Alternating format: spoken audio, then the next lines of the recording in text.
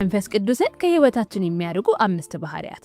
አብዛኛዎቹ ክርስቲያኖች የማይገነዘቡት መንፈስ ቅዱስን ገፍትረው የሚያርቁ 5 ባህሪያት። ልማዶቻችን በዝምታችን የእግዚአብሔርን መገኘት እንደሚያሳዝኑ፣ የመንፈሱን ነበልባል እንደሚያጠፉና ወደ ስኬታችን የሚወስደውን በር እንደሚዘጉ ያውቃሉ? በሚሊዮኖች የሚቆጠሩ አማኞች ሳያውቁት በእግዚአብሔር ፊት ላይ በር የሚዘጉባቸውን 5 አደገኛ ነፍስን የሚጎዱና መንፈስን የሚያረክሱ ባህሪያትን እገልጥላችኋለሁ። በዚህ ቪዲዮ የእግዚአብሔርን መገኘት ከህይወታችን በዝምታ የሚያባርሩ የተሰወሩ ኃጢአቶችን እናጋልጣለን። ከእግዚአብሔር እንደራቅን ከተሰማን፣ በአምልኳችን ከቀዘቀዝን ወይም በመንፈሳችን ከደረቅን ይህ መልእክት የመቀስቀሻ ደውላችን ነው። እስከ መጨረሻው ተከታተሉ። ምክንያቱም ከነዚህ 5 ነገሮች አንዱ ሰማይ በህይወታችን ላይ ዝም እንዲል ያደረገው ዋና ምክንያት ሊሆን ይችላልና። እንጀምር። 1. ቂምና ይቅር አለ ማለት። ወዳጆቼ ሆይ እስኪ በልባችን ደጃፍ ላይ ቆም እንበልና የሕያው እግዚአብሔር መንፈስ እንዲመረምረን እንፍቀድ። መንፈስ ቅዱስን የሚያርቀው የመጀመሪያው ባህሪ ብዙውን ጊዜ የምናማካኝበት የምንሸፍነውና እንደ ሚስጥራዊ ቁስል ለዓመታት ተሸክመነው የምንዞረው ነው። እኛ ምሬት እንለዋለን፣ እንደ ትዝታ እናስመስለዋለን፣ እንደ ፍትህ እንከላከልለታለን። መጽሐፍ ቅዱስ ግን ይቅር አለ ማለት ይለዋል። ኤፌሶን 40:30-32 ክሱ በግልጽ ያስቀምጠዋል። የእግዚአብሔርን ቅዱስ መንፈስ አታሳዝኑ። መራርነትና ንዴት፣ ቁጣና ጩኸት፣ ስድብም ሁሉ ከክፋት ሁሉ ጋር ከእናንተ ዘንድ ይወገድ። የእግዚአብሔር ልጅ ሆይ ምሬት ቁስል አይደለም። ቁስሉ እንዲከፈት ለማድረግ የምትወስነው ውሳኔ ነው እንጂ። ይህም ጠላትን ለመምታት የሚነድ ፍም በእጅህ እንደመያዝ ነው። በመጨረሻ ግን የሚቃጠለው ያንተ እጅ ብቻ ነው። ምሬት ሽቶ የተቀባ መንፈሳዊ ካንሰር ነው። ፈገግ ልትል ልትጮህና ልታገለግል ትችላለህ። ነገር ግን በልብ ውስጥ ምሬት ካለ የሰማይን መስኮቶች በቂም በረገገ ቁልፍ ዘግታቸዋል። ዕብራውያን 12:15 የመራርነት ስር በቅሎ እንዳያስጨንቃችሁ በማለት ያስጠነቅቀናል። ይሄም አንተን ብቻ ሳይሆን በአካባቢ ያለውን ሁሉ ያረክሳል። ተጸጥኦ፣ ጥሪና ቅባት ሊኖርህ ይችላል። ነገር ግን ቂም ስር እንዲሰድ ከፈቀድክ የመንፈስን ፍሬ በህይወት ውስጥ ይንቃል። ልክ በውጭው ደምቆ እንደሚታይ ተክል፣ ነገር ግን ከስሩ በፈንገስ በሽታ እየበሰበሰ እንዳለ ተክል ማለት ነው። በመጨረሻም ግንዱ ይወድቃል። ምሬት በጸጋው የአትክልት ስፍራ ውስጥ ያለ የስር መበስበስ ነው። ትቼዋለሁ ብለህ ታስብ ይሆናል። ነገር ግን ያ ስም ሲጠቀስ ደረት የሚጠብቅ ከሆነ፣ አእምሮ ከመለኮታዊ ቃል ይልቅ ቁስሉን ደጋግሞ የሚያብሰለስል ከሆነ ያ ስር ገና ሕያው ነው። የክብር እንግዳው ፍቅር በተቆለፈበት ቤት ውስጥ መንፈስ ቅዱስ አይገልጥም። በማቴዎስ 18:21-35 ላይ ኢየሱስ በቢሊዮን የሚቆጠረውን ዕዳ የተማረለትንና ነገር ግን ጥቂት ዕዳ ያለበትን ሰው ይቅር ለማለት አሻፈረኝ ስላለው ሰው ምሳሌ ተናግሯል። ዋናው ነጥብ እንዳያመልጣችሁ፣ ያ ሰው ሌላውን የወረወረበት እስር ቤት የራሱ እስር ቤት ሆነ። ይቅር አለ ማለት በደለኛውን ብቻ ሳይሆን ተበዳዩንም ጭምር በሰንሰለት ያስራል። ነፍስ ከበቀል ጋር ታስራ መብረር አትችልም። መንፈስ ቅዱስ የሚያዝነው በቁስል ሳይሆን ቁስሉን ለመልቀቅ አሻፈረኝ በማለት ነው። መንፈስ ቅዱስ ደካማ ስለሆነ አይደለም፣ እርሱ ቅዱስ ስለሆነና ከተቀበለው ምሕረት ጋር ለማራመድ እንቢተኛ በሆነ ልብ ውስጥ ስለማያድር ነው። ምሬት ዕዳ አለብህ ይላል። የኢየሱስ ደም ግን ተከፍሏል ብሎ ጮክ ብሎ ይጣራል። ስለዚህ እጠይቅሃለሁ፣ ሌላው ሰው ያለብህን ዕዳ አጥብቀ ስትይዝ የትኛውን በረከትን አነቀ? ትዝታህን አጥብቀ በመያዝ የትኛው ሰላምህ፣ ቅባትህና መንፈሳዊ ስኬትህ ታገደብኝ? ዛሬ በሕያው የእግዚአብሔር መንፈስ እናገራለሁ። እጆችህን ክፈት፣ በደሉን ጥቀስ፣ ዕዳውን ይቅር በል፣ መዝገቡን ቀደህ ጣል። ይቅርታ ለንስሐ የሚሰጥ ሽልማት ሳይሆን የክርስቶስ ነጸብራቅ ስለሆነ ለይቅርታ አትጠባበቅ። በዚህ ቅጽበት መንፈስ ቅዱስ የልብ ቀዶ ጥገና እንዲያደርግልህ ጋብዛው። ያንን የመራራነት ስር ንቀል፣ በጸጋ ውስጥ ተተከል። ከዚያም የሚበቅለውን ተመልከት። ከአእምሮ በላይ የሆነ ሰላም፣ የማይነገር ደስታና ከነፍስ የሚፈስ የህይወት ውሃ ወንዝ። ክርስቶስን የሰቀለውን ነገር በልብህ ይዘህ በመንፈስ ልትመላለስ አትችልም። 2. ትዕቢትና በራስ መተማመን። አሁን ደግሞ ወደ 2ኛው ባህሪ እንገባለን። ይሄ ባህሪ ረቂቅ፣ በሰዎች ዘንድ ተቀባይነት ያለው እንዲያውም በዚህ ዓለም የሚከብር ቢሆንም ለመንፈስ ግን መርዝ ነው። እርሱም ትዕቢትና በራስ መተማመን። ያዕቆብ 4:6 እንዲህ ሲል በግልጽ ይጮሃል፣ እግዚአብሔር ትዕቢተኞችን ይቃወማል፣ ለትሑታን ግን ጸጋን ይሰጣል። ይህን ደግመህ ስማው፣ እግዚአብሔር ትዕቢተኞችን ይቃወማል። አስበው እስኪ። ትጸልያለህ፣ ትጾማለህ፣ ታገለግላለህ፣ ትመጸውታለህ፣ ነገር ግን የምትፈልገው አምላክ ራሱ አንተን እየገፋ ነው። ምክንያቱም ጥንካሬ ሁሉ ያንተ እንደሆነ ስላሰብክና ራስን ማዕከል ስላደረግ። ትዕቢት ማለት ትምክህት ብቻ አይደለም፣ ነፃነትን መሻትም ነው። መንፈስ ቅዱስ ከመራህ በላይ በራስ እውቀት፣ በራስ ስልት፣ በራስ ስምና በራስ ጉልበት መታመን ነው። ይሄ ልክ በሌሊት በከባድ ጭጋግ ውስጥ እንደ መንዳት ነው። ከፊት ያለውን ማየት አትችል። ነገር ግን ፍጥነትን ቀንሰ እግዚአብሔር እንዲመራ ከመፍቀድ ይልቅ ነዳጁን አጥብቀ ትረግጣለህ። በዚያ ጭጋግ ውስጥም ለማየት ትታገላለህ። ትዕቢት የሚያደርገው ይህንን ነው። የመንፈስን መስታወት በጭጋግ ይሸፍነዋል። የራስህ የፊት መብራትም ወደ አይን ተመልሶ በማንጸባረቅ ያሳውርሃል። ነገር ግን የትህትናን መስኮት ስትከት የመንፈስ ነፋስ እይታን ያጠራልሃል። አንድ ታሪክ ልንገራችሁ። በሁለተኛ ዜና መዋዕል 32 ላይ ንጉሥ ሕዝቅያስ ለሞት የሚያደርስ ሕመም ይዞት ነበር። እግዚአብሔር በተአምር ፈወሰው። መጽሐፍ ቅዱስ ግን በልቡ ያለውን ሁሉ ያውቅ ዘንድ እግዚአብሔር ይፈትነው ዘንድ ተወው ይለናል። ሕዝቅያስ ምን አደረገ? ራሱን አሳየ። ምስክርነቱን ወደ ሽልማት ቀየረው። ክብሩን ለእግዚአብሔር ከመስጠት ይልቅ ወደ ራሱ አዞረው። የእግዚአብሔር ልጅ ሆይ ተጠንቀቅ። ስኬት በዙሪያ ሁሉ አንተን ብቻ የምታይበት የሴት መስታወት ቤት ሲሆን አደገኛ ነው። ትንፋሽ የሰጠህን በሩን የከፈተልህን ምን እንደምትሰራ እንኳን በማታውቅበት ጊዜ ደግፎ ያቆመህን አምላክ ትረሳዋለህ። ልክ ሁል ጊዜ በስልኩ የፊት ካሜራ ራሱን ብቻ እንደሚያይ አንግል እንደሚያስተካክልና መብራት እንደሚፈትሽ ሰው ትሆናለህ። በዚህ መሃል ግን እግዚአብሔር በአንተ በኩል ሊያደርገው የሚፈልገውን ታላቅ ሰማያዊ ትዕይንት ሳታየው ትቀራለህ። ትዕቢት ልክ እንደ መሬት ስበት ነው። ቀስ በቀስ ግን በእርግጠኝነት ወደ ታች ይጎትታል። ጸጋ ግን ወደ ላይ ያነሳል። ልክ ክንፎች ነፋስን ተገን አድርገው እንደሚበሩት ትሑታን ከፍ ይላሉ። ይሄ የሚሆነው በጉልበት ሳይሆን እጅ በመስጠት ነው። ያዕቆብ 4:10 በጌታ ፊት ራሳችሁን አዋርዱ እርሱም ከፍ ያደርጋችኋል ይለናል። ትዕቢት ይሄንን እኔ እችለዋለሁ ይላል። መንፈስ ቅዱስ ግን እንግዲያውስ እስከማትችል ድረስ እጠብቅሃለሁ ይልሃል። በራስ መተማመን ከመለኮታዊ አጋርነት ጋር ያለውን በር ይቆልፋል። ብዙዎቻችን የዛልነው ስራው ስለከበደን ሳይሆን ብቻችንን እየተሸከምነው ስለሆነ ነው። ዛሬ ራስን ጠይቅ። በየትኛው የህይወቴ ክፍል ነው መጸለይን አቁሜ በራሴ መተማመን የጀመርኩት? መንፈስ ቅዱስን ሳልጠይቅ ማቀድ የጀመርኩት የቱ ጋር ነው? መንፈስ ቅዱስ ያንተ አማካሪ አይደለም፣ እርሱ ያንተ አዛዥ ነው። እርሱ አጃቢ ሳይሆን የሁሉ ምንጭ ነው። እርሱ ለድነት ብቻ ሳይሆን ለቅድስና፣ ለዕለት ተዕለት መመሪያ፣ ለትዳር፣ ለገንዘብ፣ ለአገልግሎትና ለአእምሮ ሰላም ያስፈልግሃል። ትህትና ማለት ስለ ራስ አሳንሰ ማሰብ አይደለም፣ ይልቁንም ስለ ራሴ የምታስበውን ጊዜ መቀነስ ነው። ጠዋት ስትነሳ መንፈስ ቅዱስ ሆይ ያላንተ ይህንን ቀን መወጣት አልችልም ማለት ነው። በኤርትራ ባህር ፊት ቆመ በራስ ጀልባ ለመስራት ከመታገል ይልቅ በትርህን አንስተ እግዚአብሔር ባህሩ እንዲከፍለው መፍቀር ነው። ትዕቢት ግንቦችን ይገነባል፣ ትህትና ግን መሰዊያዎችን ያነጻል። አንደኛው የሰማይን ዝምታ፣ ሌላኛው ደግሞ የሰማይን እሳት ያመጣል። መንፈስ ቅዱስ ለስልጣን ካንተ ጋር አይታገልም። አንተ ለመንበርከክ እስክትዘጋጅ ድረስ ወደ ኋላ ይላል። ሶስተኛ የዘውትር የዝሙት ኃጢአት። ወደዚህ እውነት ስንመጣ ታላቅ የመንቀጥቀጥ ዝምታ አለ። ይሄ የሆነው ቃሉ ግልጽ ስላልሆነ ሳይሆን የሰው ልጅ ልብ ብዙውን ጊዜ ግትር ስለሆነ ነው። ነገር ግን ቤተ መቅደሱ ዘውትር በሚረክስበት ቦታ መንፈስ ቅዱስን ሙሉ በሙሉ መቀበል አይቻልም። መጽሐፍ ቅዱስ በአንደኛ ቆሮንቶስ 6:18-20 ላይ በጥብቅ ይማጸናል። ከዝሙት ሽሹ፣ ስጋችሁ በእናንተ የሚኖረው ከእግዚአብሔርም የተቀበላችሁት የመንፈስ ቅዱስ ቤተ መቅደስ እንደሆነ አታውቁምን? እዚህ ጋር ምንም ግር የሚል ነገር የለም። የዝሙት ኃጢአት አካላዊ ብቻ አይደለም፣ መንፈሳዊ ወረራም ነው። ሰማይ እርግብ የሆነው መንፈስ ቅዱስ በረከሰ መቅደስ ውስጥ አይኖርም። የዘውትር የዝሙት ኃጢአት የስጋ ፍላጎትን ማርካት ብቻ አይደለም፣ ቅዱሱን ስፍራ ዘውትር መድፈር እንጂ። ይሄ በአንድ ወቅት የተፈጠረ ስህተት፣ ድንገተኛ መንተባተብ ወይም የድካም ጩኸት አይደለም። የእግዚአብሔር ጸጋ ንስሐ ለሚገቡት ይበቃል።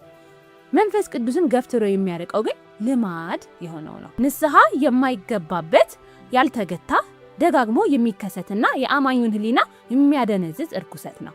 ይህም ውግዘት ቀስ በቀስ በሹክሹክታ እንዲተካና ስምምነት የህይወት መንገድ እንዲሆን ያደርጋል። ይሄ ከምድጃ ውጪ በእሳት የመጫወት ያህል ነው። ስሜት የእግዚአብሔር ፈጠራ መሆኑን አስተውሉ።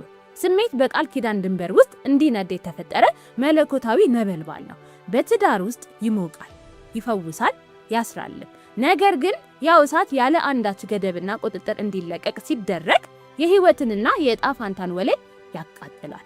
በምድጃው ፊት ያለውን የብረት መረብ አስቡት። ያ ቀለል ያለ መረብ ፍሙ ወደ ምንጣፉ እንዳይዘል ይከላከላል። የእግዚአብሔር ድንበሮች ያ መረብ ናቸው። የእርሱ ትእዛዛት የእስር ቤት ግድግዳዎች አይደሉም፣ ይልቁንም የመከላከያ አጥሮች ናቸው። ከዝሙት ሽሹ የሚለው እያንዳንዱ ትእዛዝ ደስታን ለመንጠቅ ሳይሆን ደስታን ጠብቆ ለማቆየት ነው። እነዚያን ድንበሮች ስታፈርስ ሙቀት ብቻ አይደለም የምታመጣው፣ መላውን ቤት ነው የምታቃጥለው። ሳምሶንን አስታውሱ። በሕይወቱ ላይ የነበረው ቅባት ወደር የሌለው ነበር። የተመረጠ ኃይል የለበሰና የተቀደሰ ነበር። ነገር ግን ስምምነት በሹክሹክታ መጣ። መሳፍንት 16 ልክ እንደ ማስጠንቀቂያ ፊልም ይገልጸዋል። ሳምሶን በደሊላ ጭን በተቀመጠ ቁጥር የሚቆጠረው ጸጉሩ ብቻ አልነበረም፣ ቅድስናውም ጭምር እንጂ። እያንዳንዱ ግንኙነት፣ እያንዳንዱ ንክኪና እያንዳንዱ የተጋራ ሚስጥር የኃይሉን ክር የሚበጥስ መቀስ ነበር። በመጨረሻም አንድ ቀን ሲነሳ እግዚአብሔር ከእርሱ እንደራቀ አላወቅም ነበር። አምላኬ ሆይ መንፈሱ ጥሎት ሄዶ እርሱ ግን አልተሰማውም ነበር። ያልተገታ የሥጋ ምኞት አሳዛኝ ውጤት ይሄ ነው። ያሳውርሃል። ጥንካሬ ጥሎ በሄደበት ሁኔታ አሁንም ጠንካራ እንደሆንክ አድርገህ እንድታስብ ያታልልሃል። ከሁሉ በላይ የሚያሳዝነው ደግሞ የደሊላ ጭን ከእኛ ፈጽሞ የማይርቅ መሆኑ ነው። ዛሬ በስልኮቻችን፣ በመኝታ ቤቶቻችን፣ በንግግሮቻችንና በሚስጥራዊነት ይመጣል። ነገር ግን ኢየሱስን ከሙታን ያስነሳው ያ መንፈስ በልማዳዊ ርኩሰት ላይ በሩን ለመዝጋት ባልፈለገ ቤት ውስጥ በነፃነት ሊኖር አይችልም። በግልጽ ልንገራችሁ፣ ስጋችሁ ቤተ መቅደስ ነው እንጂ ሆቴል ወይም መጫወቻ ስፍራ ወይም የስጋ ደስታ ስቱዲዮ አይደለም። ቤተ መቅደስ ራስን ለዘውትር የዝሙት ኃጢአት አሳልፈ የሰጠ ዕለት ሕግ እየጣስክ ብቻ አይደለም፣ ይልቁንም ባለቀለም መስታወት ባለው ቅዱስ መቅደስ ላይ ግራፊቲ ማለትም የጎዳና ላይ ስዕል እንደመቀባት ነው።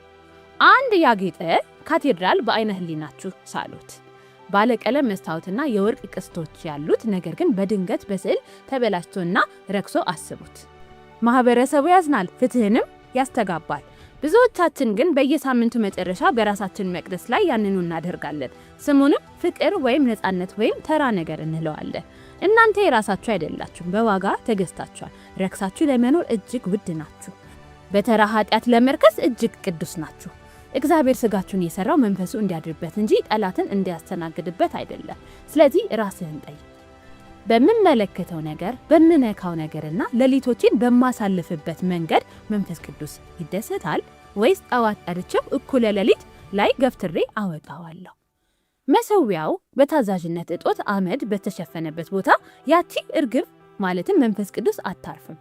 የስሜት ነበልባል በቦታው ሲሆን ውብ ነው፣ ካልተገታ ግን ገዳይ ነው።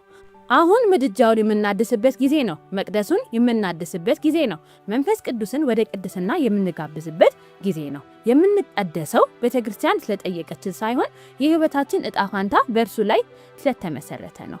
የንጉሱ የሆነውን ስጋችሁን ለኃጢአት ማከራየቱን አቁሙ። አራተኛ፣ የዘውትር ቅሬታና ምስጋና ቢስነት። ይሄ የሚቀጥለው ባህሪ በሰው አይን ትንሽ ሊመስል ይችላል። በመንፈሳዊው ዓለም ግን ድምፁ እጅግ ከፍተኛ ነው። የዘውትር ቅሬታና ምስጋና ቢስነት። ይሄ ስለ መጥፎ ቀን ወይም በመከራ ውስጥ ስለሚፈስ እውነተኛ እንባ አይደለም። ይሄ እያንዳንዱን አቅርቦት ወደ ችግር፣ እያንዳንዱን ተአምር ደግሞ ወደ ተራ ትዝታ የሚቀይር የልብ አመለካከት ነው። ዘኍልቍ 11 የሚያጉረመርም ልብ ያለውን ጥልቅ ቁስል ይገልጣል። የእስራኤል ሕዝብ ገና ከግብጽ እንደወጡ ማልቀስ ጀመሩ። ያለቀሱት ግን ስለ ኃጢአታቸው ወይም ስለ አምልኮ ወይም እግዚአብሔርን ተጠምተው አልነበረ፣ ይልቁንም የባርነትን ምግብ ስለናፈቁ እንጂ። እግዚአብሔር መና ሰጥቷቸው ነበር፣ የመላእክት እንጀራ፣ ከሰማይ የመጣ ምግብ፣ በመለኮታዊ ክብር የተጥለቀለቀ ሲሳይ። እነርሱ ግን ስጋ ፍለጋ ጮሁ። የግብጽን ዱባ አስታወሱ እንጂ ሰንሰለቱን ረሱት። ከቅድስና ይልቅ ቅመማ ቅመም አማራቸው። መጽሐፍ ቅዱስም ሕዝቡም ማጉረምረም በጀመሩ ጊዜ በእግዚአብሔር ፊት ክፉ ሆነ ይላል። ማጉረምረም ዝም የሚባል ነገር አይደለም፣ እግዚአብሔርን ያሳዝነዋል። በሰማያዊው ሞገድ ላይ እንደ ረብሻ ድምፅ ነው። ስታጉረመርም ያንን ቀጭን ዝምታ ማለትም የእግዚአብሔርን ድምፅ መስማት አትችልም። ልክ ሬዲዮ ለማዳመጥ ስትሞክር በጣቢያዎች መካከል በሚፈጠር ረብሻ እንደምታወቅ ነው። ልብህ በማጉረምረም ረብሻ ተሞልቶ ሳለ የሰማይን ድምፅ በግልጽ መስማት አትችልም። ፊልጵስዩስ 2:14 ምክር አይደለም ትእዛዝ ነው እንጂ። ሁሉም ያለ ማጉረምረምና ያለ መከራከር አድርጉ ይለናል። ምክንያቱም የምስጋና መኖር ወይም አለመኖር የሕይወትን ድባብ ይወስነዋልና። ማጉረምረም ተላላፊ ነው፣ ይበዛል፣ እይታንም ይመርዘዋል፣ ሲሳይህን ወደ ቅጣት ይቀይረዋል። ትልቁ አሳዛኝ ነገር ደግሞ ይሄ ነው። ባማረክ ቁጥር የምትቀበለው ነገር ይቀንሳል። እግዚአብሔር ምስጋና ቢስነትን አይመግብም፣ በሐዘን የተሸፈነ አመፅን አይባረክም። መዝሙር 103 ነፍሴ ሆይ እግዚአብሔርን ባርኪ፣ ውለታውንም ሁሉ አትርሺ ይላል። ነፍስ እንድታስታውስ መታዘዝ አለባት፣ ምክንያቱም ትውስታ የምስጋና መገኛ ስፍራ ነውና። ምስጋና ቢስነት መርሳት ብቻ አይደለም፣ በትዕቢት የሚመጣ መንፈሳዊ የመርሳት በሽታ እንጂ። ምስጋና በሌለበት ቦታ ደግሞ የእግዚአብሔር መንፈስ ይታነቃል። አመስጋኝ ለመሆን ተጨማሪ ገንዘብ፣ ተጨማሪ ተአምር ወይም ተጨማሪ ሞገስ አያስፈልገንም። የሚያስፈልገን የተሻለ ትውስታ ነው። ከየት እንደመጣን በማሰብ ማስታወስ ያስፈልገናል። መንገድ ያበጀልንን ጊዜያት እናስብ። በሳምባችን ውስጥ ያለውን ትንፋሽ፣ በደረታችን ውስጥ ያለውን ትርፍ፣ በስህተታችን ላይ ዛሬ ምህረትን የሚያፈሰውን መስቀል እናስብ። ምስጋና እንዲሁ የሚመጣ ስሜት ሳይሆን መንፈሳዊ ዲሲፕሊን ነው። ሚስጥሩም ይሄ ነው። ምስጋና የመንፈስ ቅዱስን እንቅስቃሴ ያፋጥነዋል። ልክ እንደ ሞተር ማፋጠኛ ነው። ስታመሰግን ነገሮች በፍጥነት ይንቀሳቀሳሉ። ምስጋና ስታቀርብ ግንቦች ይወድቃሉ። በምድረ በዳ ስታመልክ መና ይበዛል። ስታጉረመርም ግን በእግዚአብሔር ሞገስ ላይ ድንገተኛ ፍሬን እንደመያዝ ነው። ልትወርሰው የሚገባህን በረከት ታቆመዋለህ። ስለዚህ አሁን እፈትንሃለሁ። ንግግርህን መርምር። በዚህ ሳምንት ቃላቶች ምን እያሳዩ ነበር? ግብጽ በንግግሮች ውስጥ ቅመም ሆናለች ወይስ በዝማሬና በክብር ድምፅን ከፍ አድርገሃል? አንድ ደቂቃን ወስደህ ምስጋናን አዝንብ። ስለ ትንፋሽህ፣ ስለ ምህረትህ፣ ስለ ተኝተህ ሳለ በጨለማ ስለተዋጋለህ ውጊያዎች አመስግነው። ላልደከምክበት ደስታ፣ ትርጉም ለማይሰጥ ሰላም፣ ስለ መስቀሉ፣ ስለ ደሙ፣ ስለ መንፈሱ አመስግነው። አእምሮህን ልትስት በነበርክበት ቅስበት ጸጋው ስላጸና አመስግነው። ማጉረምረም ሰማያትን ይዘጋል፣ ምስጋና ግን መስኮቶችን ይከፍታል። እያማረርክ መገለጥን አትጠብቅ፣ እያጉረመረም ማደግ አትችልም። መንፈስ ቅዱስ ምስጋና ቢስ በሆነ ልብ ውስጥ አይገኝም። አምስተኛ ዝቅተኛ መንፈሳዊ ትጋት ወይም መንፈሳዊ ግዴለሽነት። መንፈስ ቅዱስን የሚገፋው ይሄ የመጨረሻው ባህሪ ከሁሉ በላይ ድምፅ አልባ ገዳይ ነው። አመፅ አይደለም፣ ስድብ አይደለም፣ ግልጽ የሆነ ተቃውሞም አይደለም። ነገር ግን ቀስ በቀስ በየቀኑ የሚከሰት ቸልተኝነት ነው። በትኩረት ማጣት የሚመጣ አደገኛ መንሸራተት፣ በነፍስህ ጎማ ላይ ያለ ቀዳዳ ነው። መጀመሪያ ላይ አይሰማህም። ዛሬ ጸሎት ይቀርሃል፣ ነገ ቃል ማጥናት ይዘለላል። አንድ ቀን ሳምንት ይሆናል፣ ሳምንት ወር ይሆናል። ሳታውቀው በመሰዊያ አቅራቢያ ትኖራለህ እንጂ ምንም አይነት መስዋዕት አታቀርብም። አሁንም ክርስቲያን ነኝ የሚል ስም አለ።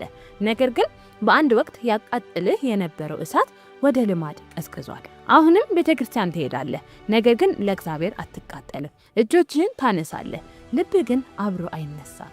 ቃሉን አልፎ አልፎ ታነባለህ፣ ግን አይወጋህም። በዚህ ሁሉ መሃል መንፈስ ቅዱስ ይጠብቃል። የሚያሳዝነው አመፃ ሳይሆን መጥፋትህ ነው። ሐዋርያው ጳውሎስ በአንደኛ ተሰሎንቄ 5:19 ላይ መንፈስን አታጥፉ ሲል በጥብቅ ይማጸናል። አትካዱ ወይም አትታዘዙ አላለም። አታጥፉ፣ አታፍኑ ነው ያለው። ማጥፋት ማለት ቀድሞ ይነድ የነበረውን ነገር ማጥፋት ማለት ነው። እሳቱን መጥላት ሳይሆን ማገዶ መከልከል ነው። ልክ በእብነ በረድ የተሰራ የሚያምር የእሳት ምድጃ አስቡት። ሁሉም ያደንቀዋል፣ ነገር ግን እንጨት ስለሌለው ቀዝቃዛ ነው። ምንም ያህል ውብ ቢመስልም ሙቀት የለው። በተመሳሳይ መንገድ አንዳንዶቻችን መንፈሳዊ መስለን እንታያለን፣ ነገር ግን ማገዶውን ማለትም ጸሎትን፣ አምልኮንና ቃልን ማቅረብ አቁመናል። በውስጣችን እንቅስቃሴ ቢሰማን ምን ይደንቃል? ወዳጄ ሆይ የእግዚአብሔርን መገኘት ለማጣት የግድ መርገም አያስፈልግም። መፈለግህን ማቆም ብቻ ይበቃሃል። መንፈስ ቅዱስን ለማሳዘን የግድ መካድ አያስፈልግም። መቀበልህን ማቆም ብቻ ይበቃል። እርሱን የሚያባርረው ሁል ጊዜ ክፋት አይደለም፣ አንዳንድ ጊዜ ግዴለሽነት ነው። ኢየሱስ በራእይ 3:15-16 ላይ በራድ ወይም ትኩስ እንዳልሆንክ ስራህን አውቃለሁ፣ ለብ ስላልክ ከአፌ ልተፋ ነው ይለናል። ይሄ ቁጣ አይደለም፣ ልባችንን ስብር ማድረግ እንጂ። ለብ ያለ መንፈሳዊነት እግዚአብሔር ሊለውጠው የማይችል መካከለኛ ስፍራ ነው። ለመፈወስ የሚያስችል ግለት የለውም። ንስሐ ለመግባት የሚያስችል ርቀትም የለውም። ህሊናህን ለማሳመን የሚበቃ ሃይማኖት እንጂ ህይወትን ለመለወጥ የሚበቃ እሳት የለውም። ልክ እንደ ቀዘቀዘ ቡና ነው። ትኩስ አይደለም፣ በረዶም አይደለም፣ ዝም ብሎ የቆመ። እንዲህ ያለውን ማንም አይፈልገውም። ስለዚህ እጠይቅሃለሁ፣ መንፈሳዊ ትጋትህ ሻግቷል? እግዚአብሔርን መከተልን ከውሳኔ ወደ አመቺነት ተቀይሯል? ለኢየሱስ ትደክማለህ እንጂ ከኢየሱስ ጋር ለመቀመጥ ጊዜ ያጣ ማርታ ሆነሃልን? ሉቃስ 10 እኛ የምናውቀውን ምስል ያሳየናል። ማርታ ስራዋን ሁሉ ትሰራ ነበር። ለኢየሱስ ታጸዳለች፣ ታገለግላለች፣ ታደራጃለች። ማርያም ግን ከኢየሱስ ጋር መሆንን መረጠች። በእግሩ ስር ተቀመጠች፣ ቃሉን ተመገበች። ማርታ ስታጉረመርም ኢየሱስ ማርያምን አልገሰጻትም፣ ማርታን ግን አረማት። ማርያም መልካም ዕድልን መርጣለች፣ ከእርሷም አይወሰድባት። ሰማኝ እንቅስቃሴ ማለት መቀራረብ ማለት አይደለም። መወጣጠር ማለት ቅድስና ማለት አይደለም። ቤተክርስቲያን እያገለገልክ በመንፈስ ልትራብ ትችላለህ። ጥቅሶችን ልትለጥፍ ትችላለህ። ነገር ግን በጌታ ፊት በዝምታ ተቀምጠህ አታውቅም። ቀኑን ሙሉ የአምልኮ መዝሙር ልትከርት ትችላለህ፣ ግን ሰግደህ አታውቅም። በዚህ ትውልድ ውስጥ ካደረግናቸው አደገኛ ነገሮች አንዱ መንፈሳዊ መረጃን ከመንፈሳዊ ተሳትፎ ጋር ማምታታት ነው። በኢንስታግራም ሰባኪዎችን ስለተከታተልክ ብቻ በሚስጥር ስፍራ ኢየሱስን እየተከተልከው ነው ማለት አይደለም። ስብከቶችን ስለሰማ ብቻ በብቸኝነት ራስን አሳልፈ ሰጥተሃል ማለትም አይደለም። እንደገና ልጠይቅ፣ በዕለት ተዕለት መርሃ ግብርህ ውስጥ መንፈስ ቅዱስ ከምን ጋር እንዲፎካከር አድርገኸዋል? ከኔትፍሊክስ ጋር? ከስራ ዝርዝር ጋር? ወይስ በስራ ከተጨናነቀ የቀን መቁጠሪያ ነገር ግን ባዶ ከሆነ መሰዊያ ጋር? ስልክህን ሳታቋርጥ ትጎረጉራለህ እንጂ እግዚአብሔርን የምትፈልገው አልፎ አልፎ ነው። ፊልሞችን ትጋታለህ እንጂ ነፍስህን አትመግብም። የእግዚአብሔር መንፈስ በስራ ወይም በቤተሰብ አይቀናም፣ እነዚህን የሰጠ እርሱ ነውና። ነገር ግን በልብህ ይቀናል። ካንተ ጋር ሊገናኝ፣ ጠዋት በጥበብ ሊያናግርህ፣ ማታ ሊያጽናና፣ ቃሉን ሊያበራልህና በሰላም ሊያቅፍህ ይናፍቃል። ነገር ግን በረብሻና በምታውካቸው ነገሮች ላይ ድምፁን ከፍ አድርጎ አይጮህም። ለእርሱ ስፍራ በሌለውና በስራ በተጨናነቀ ህይወት ውስጥ በግድ አይገባም። ለዚህ ነው መዝሙር 46:10 እረፉ እኔም አምላክ እንደሆንኩኝ እወቁ የሚለ። እረፍት ማለትም ዝምታ መለኮታዊ መገለጥ የሚበቅልበት አፈር ነው። ዝምታ የእርሱ ድምፅ እንደ ነጎድጓድ የሚሰማበት መቅደስ ነው። ነገር ግን ይህንን መምረጥ ያለብን እኛ ነን። የተሻለውን እድል እንምረጥ። የማርያምን እድል እንምረጥ። ለጌታ ከሚደረግ ስራ ይልቅ ከጌታ ጋር የምናሳልፍበትን ጊዜ እናስቀድም። ይህንን ስናደርግ እሳቱ ቀስ በቀስ በለሰለሰና በኃይለኛ መንገድ ይመለሳል። ምክንያቱም መንፈስ ቅዱስ ፈጽሞ ጥሎን አይሄድምና። ታዲያስ እሳቱን ማቀጣጠል አቁመን ነበር? ስለዚህ እርሱን የሚያሳዝነውን ነገር እርሱን በሚያስደስተው ነገር እንቀይረው።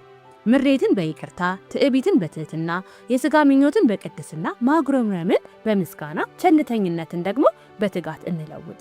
ቤታችን፣ ልባችን፣ መርሃ ግብራችን፣ የሐሳብ ሕይወታችንና ልማዶቻችን በሙሉ የእርሱ መቅደስ ይሁኑ። አሜን። ሳንለያይ ይህንን እንደ ግል መግለጫችሁና እንደ ትንቢታዊ እርምጃችሁ በኮሜንት መስጫው ላይ ጻፉ። መንፈስ ቅዱስ ሆይ በአንተ ዘንድ የሚገባህን ስፍራ ያዝ። ይሄ የእጅ መስጠታችሁ ምልክት የውስጣችሁ መነሳሳትና የእናንተ እሽታ ይሁን።